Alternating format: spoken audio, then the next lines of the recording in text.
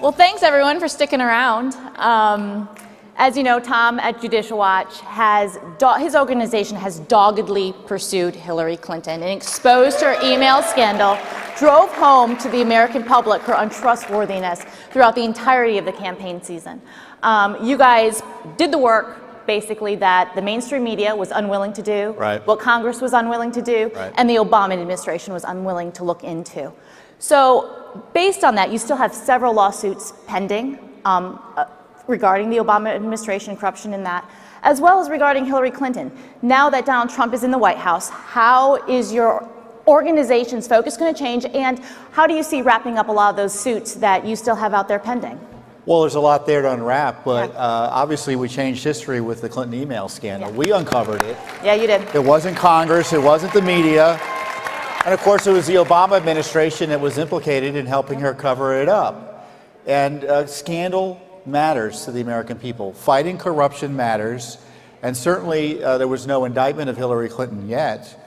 But if there was a grand jury sitting on Election Day, they made their views known on whether Clinton did anything wrong on her email scandal. And we're still in the middle of the email scandal.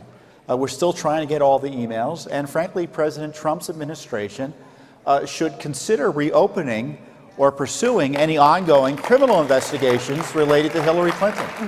So what do you still have ongoing? I know the FBI has recovered some of the emails that she deleted. We still don't have all of her emails. We still don't have all the pay-for-play emails. And the Obama administration has slow-walked the release of that information, has been fighting us tooth and nail. The Trump administration has been in office a minute, and so they aren't up to speed as to what needs to be released more quickly and to stop the obstruction. In many ways, we're waiting for the Trump administration still to take power in that regard to get the transparency we need, not only from the State Department, from the Justice Department, which was absolutely ruined by President Obama. Well, and we know a lot of Obama's staff, there's a lot of Obama holdovers that are still within the Trump administration. A lot of the emails that you exposed and a lot of the reporting coming out this year has been about this shadow government that's basically going on, that's trying to undermine Trump's agenda from the get-go. What can you say to that, and what can Trump do to kind of root out the shadow government that you started to expose? Well, the Obama administration is still there in many ways, and the administration hasn't appointed all the officials they need to appoint to the various agencies. And I say from Judicial Watch's perspective, we're obviously going to be looking at what President Trump is up to. You know, we need to hold the president accountable to the rule of law, and I think he expects that. If he doesn't, he's in for a surprise.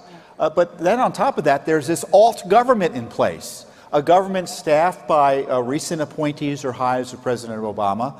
And I often joke there are lots of Democrats in the bureaucracy, but on the other hand, there are also a lot of Republicans who think they know better than President Trump and are willing to thwart the rule of law. And, you know, there's nothing wrong with having honest dissent and disagreements. But when you're hired as a federal official, you're supposed to do what the president says within the law. And no one's asking him to do anything illegal, but they're organizing actively against him and subverting the rule of law. And we see elements of this with the targeting of General Flynn. General Flynn did nothing wrong, in my view. He was wronged. And let's be clear. You had President Obama and his team wiretap President Trump after he won the election, and his team. On what basis? So it's not about Russia connections. It's about illegal wiretapping of the Trump organization and his transition staff by an out-of-control Justice Department and Obama administration. And then they're leaking the results of that classified wiretaps in a way that harms the national security and tries to destroy their political enemies. It's the IRS scandal, except at the national security level. And so what has your organization has requested from the NSA? Oh, we're on it. Yeah. I mean, we're not going to wait for Congress to investigate it. We're not going to wait for the Justice Department to investigate it. We've asked under the Freedom of Information Act last month for some of these records, and we could be suing within days just to get access to this information. And then as soon as he gets access, you guys get access, and we get the truth uncovered. I want to kind of shift topics, and voter fraud has been a topic of conversation. Right. And if you listen to the mainstream media, they would say it doesn't exist. that there is no such thing, and that we should all just move on, and this is one of Trump's terrible, dreams. What say you about voter fraud? Does it exist? How can it be uncovered? Is it a problem? It exists and it needs to be investigated. The left would have you believe we have 43 million aliens present in the United States, both lawful and unlawfully present, and none of them vote. Yeah. Now, President Trump would suggest maybe 3 to 5 million of them vote, or others people vote illegally. Well, obviously the number is somewhere in between. It's probably about 1 million or so. But why not ask the question? Yeah. Under the Obama administration, they opposed voter ID. They opposed the idea of even asking someone whether they were a citizen or making sure they were a citizen before they registered to vote. Why on earth would you be opposed to that other than you wanting to be able to steal elections when necessary? Mm-hmm. And we've been fighting for voter integrity at Judicial Watch. We've battled the Obama administration. We sued states to clean up the rolls. But the president's idea about a federal investigation into voter fraud will be the most significant civil rights investigation in a generation. We're on the side of civil rights. We're on the side of the civil rights of American voters who potentially are having their votes stolen from them by the thousands, if not millions, by illegal votes. He should be pursuing this, and it's easy to figure out whether there's voter fraud. And obviously that's why the left is screaming, because they're afraid their jig is up.